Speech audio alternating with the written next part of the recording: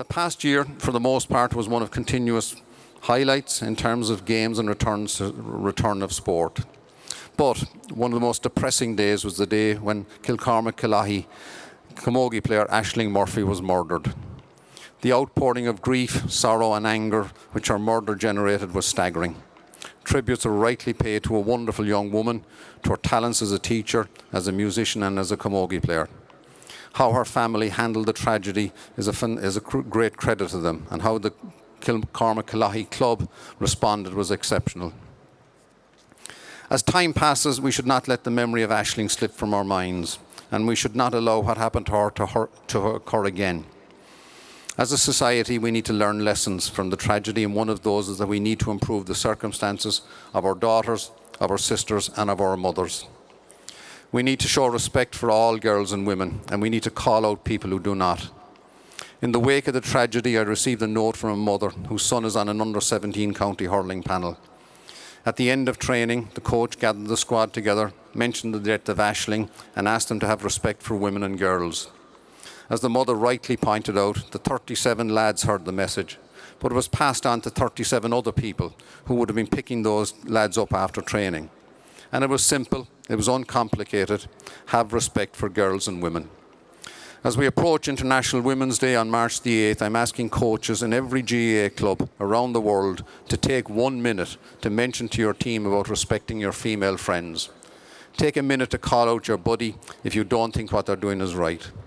It's a very simple idea. It's a simple gesture in memory of a wonderful woman, which hopefully will have an impact on creating a more respectful society.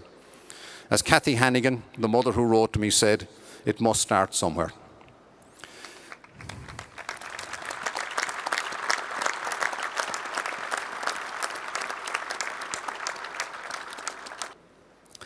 In my remarks last year, I referenced Bob Costas and his comments about a corrosive assault on civility.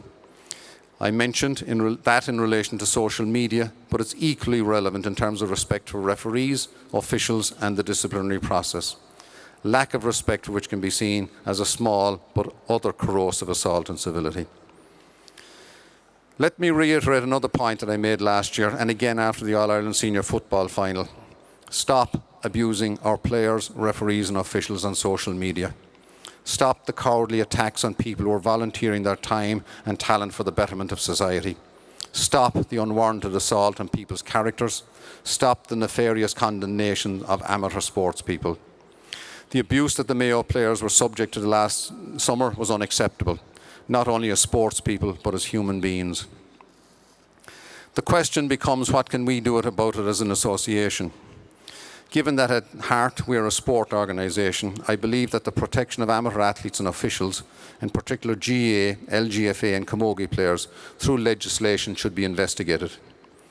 The legislation would penalise severe, personal and excessive criticism of amateur athletes and volunteers. A Protection of Volunteers in Amateur Sport Act might be considered by the Oireachtas Committee on Tourism, Culture, Arts, Sport and the Media. This could entail the design and implementation of a means to initially identify and then penalise people who abuse amateur athletes and volunteer sport officials. One might ask, why only amateurs? Amateur athletes and officials return to their communities after their games.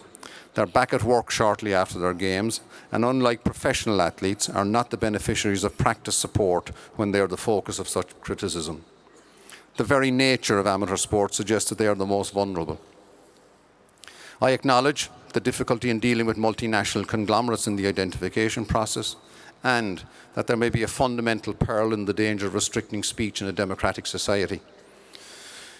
But is Irish society at a point where formal legislated deterrent of social media abuse is warranted? Is the amateur player and official, and by extension the amateur ethos of the GAA, the LGFA and the Camogie Association, worth protecting? Not completely at the expense of freedom of speech, but in a form that would prevent the continuation of abuse. Could abuse in online forums be treated in the same way that misinformation about political events was? Without knowing the technicalities of the process, it would appear that it is at least worth consideration at a formal level.